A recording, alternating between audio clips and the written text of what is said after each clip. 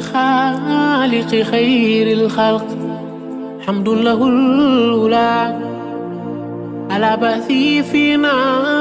ومنا وقد ألا على الأرش ما ألا أولى ساكن الألا Sam Haroussine ñëw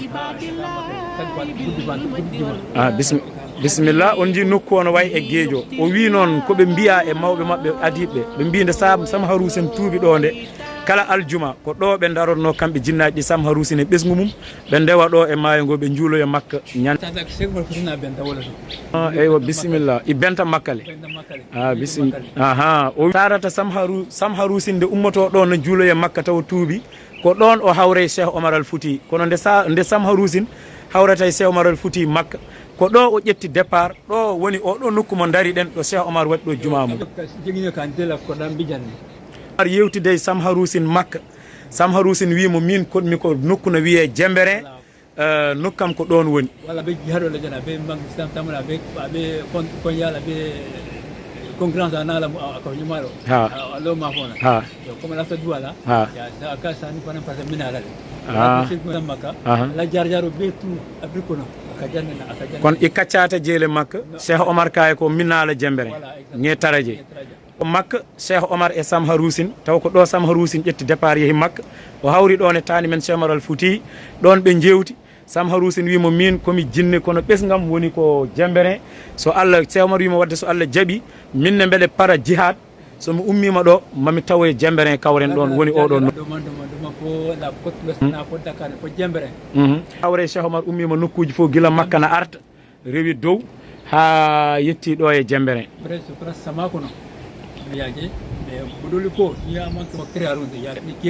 o wi tani men Cheikh Omar Fouti o wi tani men Cheikh Omar Fouti yetti ɗo e Jembere ko ndungu tawa toɓano toɓa won yiɓemo noon mbi oɗo wona neɗɗo woɓɓe ɓe mbi ala ko neɗɗo ani musul kaccata atara musul je Jembere la problème wala wela kolon ani la faro o wi ɗo noon histoire importance o wi ndeɓe kawri ndeɓe jimo nde tawa eɓe dañi histoire affaire woyndu mabɓe wondu Jembere ndu ela faro ñel kay batandi ba ndesta ko ñel jolnada ñel kala faro bi malo be kunta tu o londe ndiyam na heewa so toɓi liɗɗi gummo e maayo ngo jilla e ndiyam ɗam naata e faro mabɓe gesa mabɓe maaro taƴa maaro ko ha laaɓa ndende Cheikh Omar tawi kolo mum fona moy ka fo kolon segno foti a tra jele c'est naturel quoi mais au tempo ni jolale kata ni la cosana sidi kata jele sakane kata ji sakane be kata ji mais kolon ni tilkanda en plein sens aka jale nde ari oɗon dumunna tawi ko woynu nduya wondu Jembere woynu mawnu wiiten woynu Cheikh Omar ndu ko ɗon Cheikh Omar tawi ɗum tani men Cheikh Omar ɗon tawi woyndu kono noon joolaɓe jahanno no mbaɗa toon touruji mabɓe e ndungu ko so ceeɗu ari wonno nden duwaw ala ɗon woynu ndu horat ɓeeɓa yoora ɓe daña caɗele ndiyam kabata bangi ni la fati wadu sida ala nata ak segu sunata de kan kena ka jay kan nañu kolon kolon balon ka fam kan haji jarawto alu ita janga jara bal kolon ni wado tata ka jampa ka jale o wi ɓe jodde Cheikh Omar Fouti o wi ɓe jodde Cheikh Omar Fouti ɓe mbimo minen de ceerno amin gandi ka neɗɗo Allah amin jaaɓi wilaya ma amin jaaɓi duwaw ma amin gandi ka neɗɗo Allah ɓaɗi Allah minen noon min gona julɓe kono nduɗo woyndu ko woyndu ɓoyndu mawdu guilay ta jaatiraɓe amen hen min kutorto hen min mbaɗat foof amen gueɗe amen kono so ceeɗu ari woyndu ndu ɓeeɓat min daña caɗele ndiyam te ɗo woni ɗo ko océan min mbawata dañde ndiyam yo jannon kolongoti bisimilla o woni gonɗo ɗo o ko ɗo woni woynu ndu machallah on ji ndiyam ɗam no way labtude geejo nani woynu ndu nani ɗo woni woynu tani men Cheikh Omar Fouti Jembere on ji ɗone kadi on ji ko mbimonmi ko fof ko ron tan ala ko jiyata e gueɗe makko ron ayi woynu ndu ko ron nokko kadi ko ron tabarakallah eyo minne mi ƴoogi ndiyam mi waɗa noon mbatta no fof mbaɗata mi yari sa meeɗi ndiyam ɗam ɓuuri hay jumri welde donc ɓuftorde nde nani joni sa ɓuftima gayni waɗi koɗo warɓe ɓuftoto eɗo rewɓe ɓuftoto sa ɓuftimɗa gayni calliginɗa jaaha e nokkuji ɗi inchallah tal eyo minne mi lootima e ndiyam ɗam machallah tabarakallah mi duwanima babam ceerno madani Allah accambo ɗo wannamo judde balɗe malede e cellal bamen ceerno maki bamen ceerno saïd nour imam muntaga khalif men kadi ceerno basir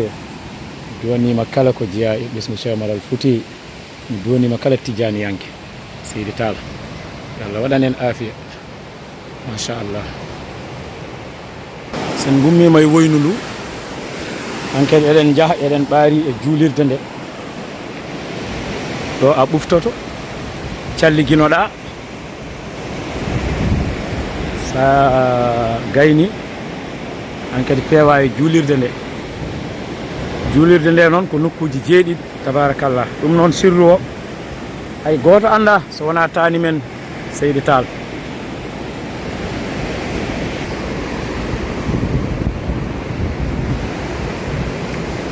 ewa nokku o nani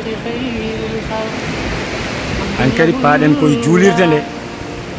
kadi heblo juula barakallah fihi على الأرش ما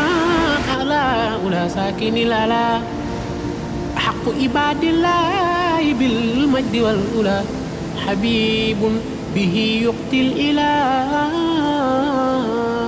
ويقلو يتال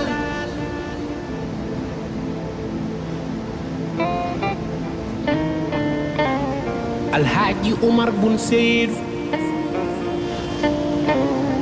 tibina koye hitande 1797 to halwar ɓi gandu julɗo tedduɗo e halwar ceerno saydou ousmane tall ko dadama ayse mo oumar wiyanno wo faani hono mum to fuuta toro alhaji diggini tajwid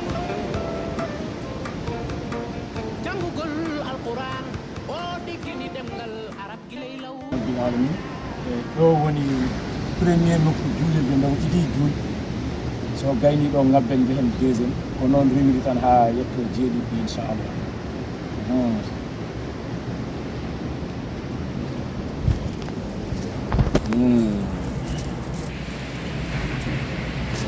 yo tabarakallah ɗo noon woni premier juulirde sa nani wiya juulirde ko ɗo woni jamayel ngel jama o juma o woni dow to woni nokku jeeɗiriɓere nde ɗo noon ɗo gonɗen ɗo jama o machallah donc yo Allah waɗ afiya yo Allah rokken actu dow mbo wuuri eɗen ɓeyde en ustaki Allah waɗa cellal e ɓalli khalifaɓe men e kilifaɓe e hilifaɓe man bija chamaral fouti jannom fulan jangode ha bisimillah en gari e nokku ɓiɓɓere nde on jiiɗa ngabbat tan ha timma jeeɗiɗi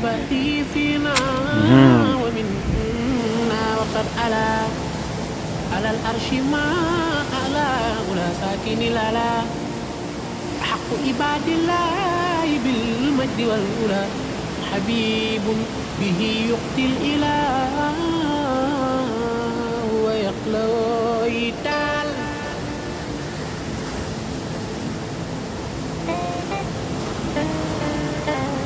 الحاج عمر بن سيد tibina koye hitande 1797 to halwar ɓi gandu julɗo tedduɗo e halwar ceerno saydou ousmane tall eɗen pay e tatiɓere ɗo jang yamu tan ko dadama yamuɗo tan ɗo yenta aɗa tato yamu oumar wiyanno wo faani hono mum to fuuta toro alhaji diggini tajwid ɗo ɓe mbi so neɗɗo ari ɗo addi goto ko ɗo woni ɗo sadago watete kamɓe soɓe ngari ɓe tawa ɗum ɗo waade kamɓe goni e nokku he nokku o noon on jiino way ene wayno ene namdi seeɗa fewnditede machallah Cheikh Oumar Fouti atella sababu ñun kolon si jang kata ke kolon ana biya tawlo sabatu kilimo wol findita jang ñun ko lon dol fanal findita ana biya munta ala sabu ñimma mbol ko no jam balanta kunda jang bi na ala tento ala karola na kila tento ala karola ana bi mbulo be daira danirola imam khalif général Thierno Madani mbulo be daira danirola Thierno Madani ay ko ka funye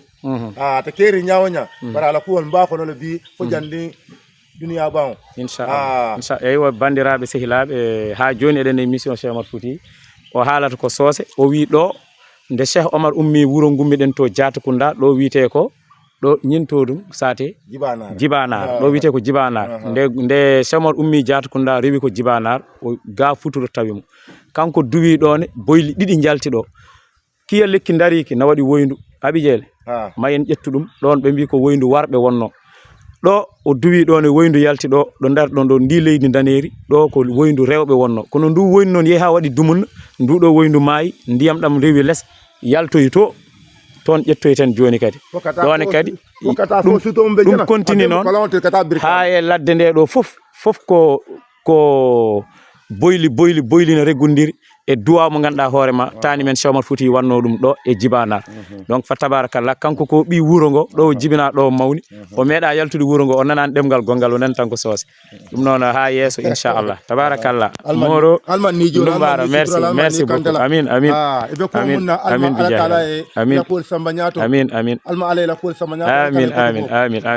ha defalede kana penki teɓa yiɓen tala rek yama kana écran maɗe yenta faye bite bismillah assalamu alaikum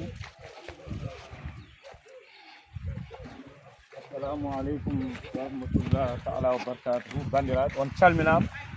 ha hande eɗen e nokkuji makko kanko tani men Cheikh Omar Fouti ɗo nduɗo woyndu ɗone kadi ɗam ndiyam ayi way ko même chose kono ko waɗi ko Diatakunda kono nde ummi Diatakunda o julti toon tusbaro duwi Allah jaɓi duwa o ummi Diatakunda o ari ɗo wiite ko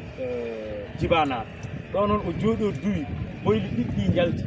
nduɗo totta rewɓe to leydi daneri ndi wonno to totta warde joni nde yeehi ha woyndu rewɓe mayti nduɗo kadi yalti ayi ha ɗo kadi fa lillahi alhamdu ndiyam ɗam ne wiri ene ƴooge on jii preuve o neɗɗo goto nana ene ɓufti ene wutta tekka mum ndiyam ɗam dogat on jii maayo ngo nani ɗam dogat ɗone kadi hono ko ƴettuɗen Diatakunda même chose woni ɗo jippoyto koye maayo ngo ɗama ko ndiyam lamɗam maayo woni ɗo ko ndiyam woynu ndu woni ɗo ena ɓuuri hay suukara welde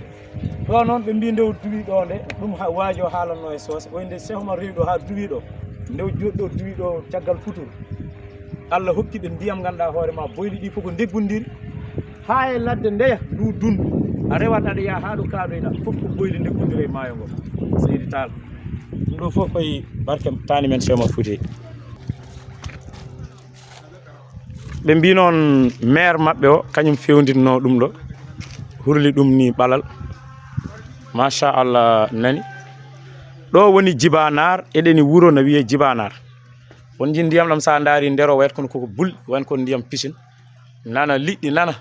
ɗone kadi he fof ko liɗɗi goni hen e ciide machallahu rabbil alamin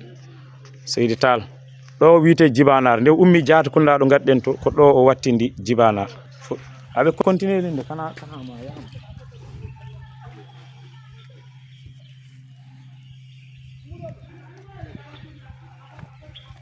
aywa bisimilla bandiraɓe ha hande eɗen e jibanar e woynudu on jii ɗum ɗo ala ko ɓuuri ɗum hawnade ɗum fof ko tawi say tani men Cheikh Omar Fouti Tall jeeya ɗo noon woni jibanar laɓɓinen ɗon ha laaɓa nde ummi Diatakunda ko ɗo wattindi woni jibanar wadde woyndu Diatakunda ndu e nduɗo fof ko gotum tabarakallah eɗen jettu en wondu nana e less lekki ki ndun noon woni woyndu warde inchallah eyo bismillah bandira jibana ɗo e kiiɗo lekki ne ɗo jooɗino o duwi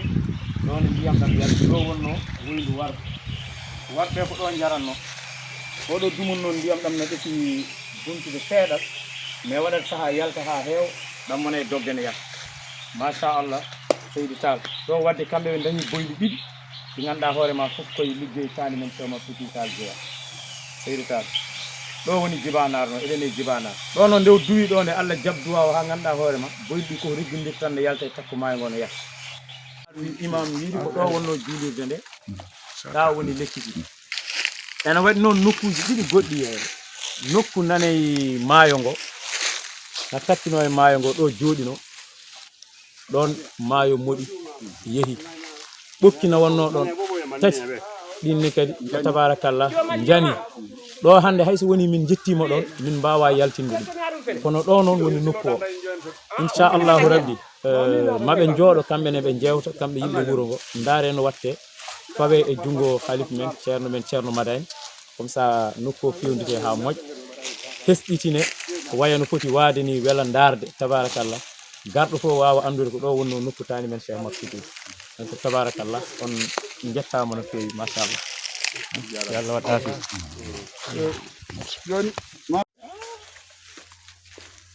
jang sukkita bakel mais fenko man tara norala jang sunkango aman tara noro mom fenke jang norol de akan no ka jama fo na sano do me no mo ke jama fo la ani min ta he ah oui aha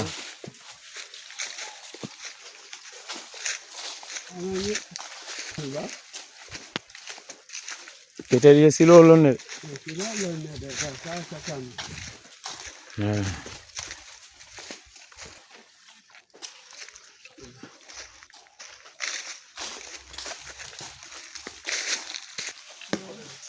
Jumare ya muta ha ha bare afele kaja basu to jan ala en burmede abe borlale agana de mo la ja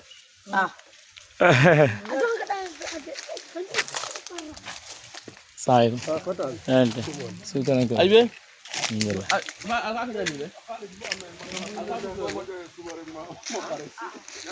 don wax zam mo ko don wax lool xamoon ndax fii la wala du fii mais moom kii la woon yaa jënd la woon ah d'accord xaaral ma génne ni jàng wartale baak bu mel ne naata nu jàng est-ce que jàng fii kay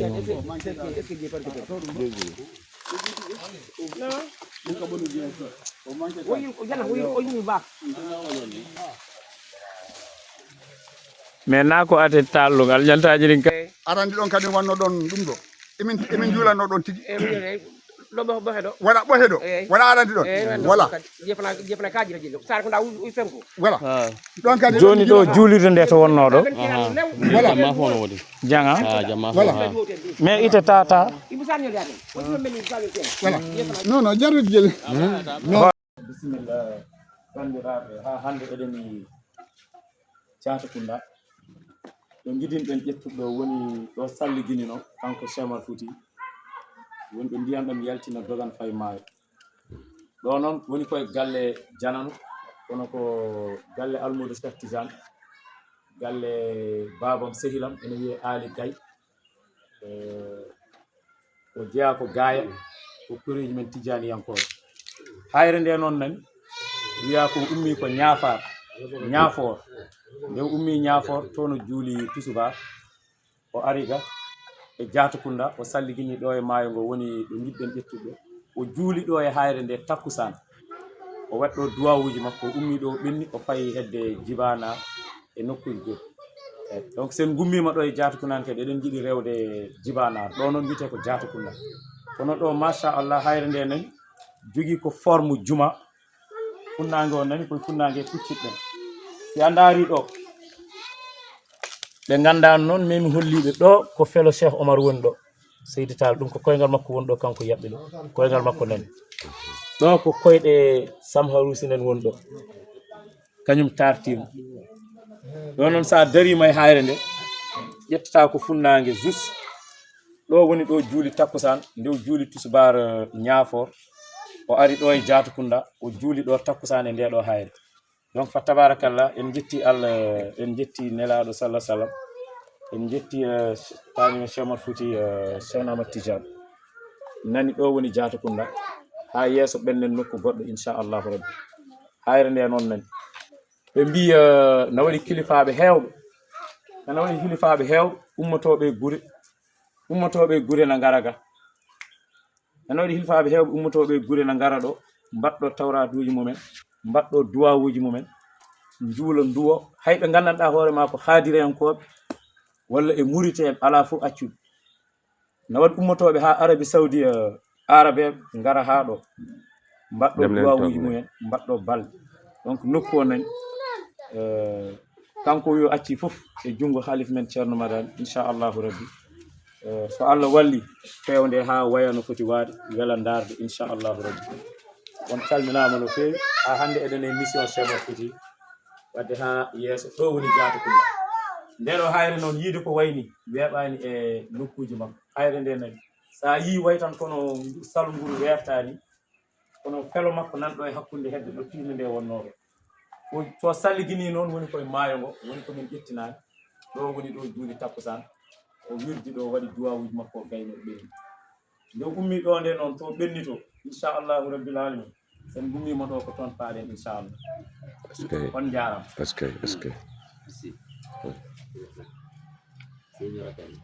ban ban ɗo salligini noon ndiyam ɗam yel ndiyam ɗam jogat ene faya maayo e maayo ngo noon ko ndiyam lamɗam kono ɗam ɗo ndiyam ɗum jiiɗon woynu makko ndu ala ndiyam ɓurɗam ɗam welde e adina sa miiɗi hen ndiyam ɗam way kono suukara woni hen machallah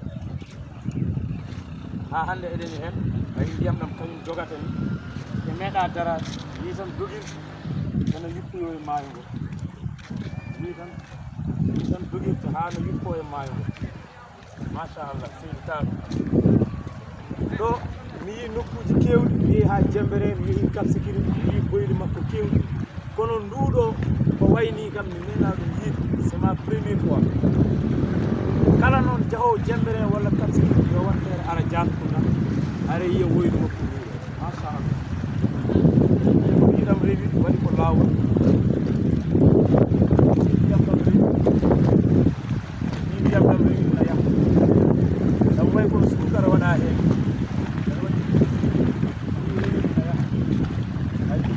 ga e maayo ngo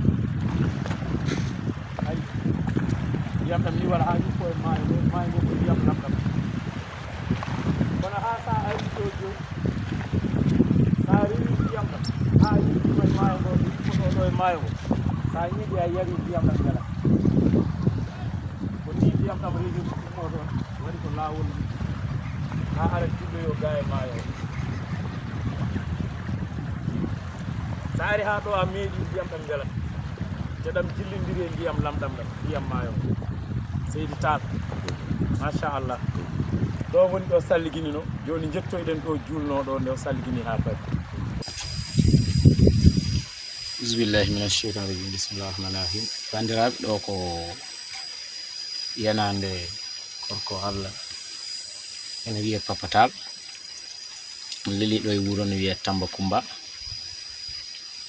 soir o noon mi wawa fam ɗum no fewi par ce que en ɓesi sadde seeɗa eɓe mbiya ko taniraɗo e Cheikh Omar Fouti ɓe mbi o wiyete ko Papatal jinnaɗo makko ko Cheikh Omar Fouti jibin ɗum mbeɗa yilo noon histoire o mata mbe dañi ko laaɓi kono mi suwa dañɗen ko laaɓi ceer ɗo ko ladde woni koye nder ladde sere faroji ɗo maaro remate ɗon o hotno kanko o acci wuro ngo o ari o hoɗi ɗo o hoɗi ɗo noon debbo goto ɓe mbi jeyaɗo Allah moƴƴo jeeya koye famille joolaɓe wonɓe ɗo e wuro ngo nette Jeeju ko on defantuno ha Allah waɗi o ummi ɗo jomiraɗo jeymo ɗo nokku makko ɗo no wirda ɗum woni ɗo ɓe mbi o wiyete ko Papatal ɓe mbi ko taniraɗo e Cheikh Omar Fouti ɗum noon nani wuro ngo wiyete ko Tambacounda خالق خير الخلق حمد له الأولى على بأثي فينا ومنا وقد ألا على الأرش ما أعلى أولى ساكن الأعلى حق عباد الله بالمجد والأولى حبيب به يقتل الإله ويقلو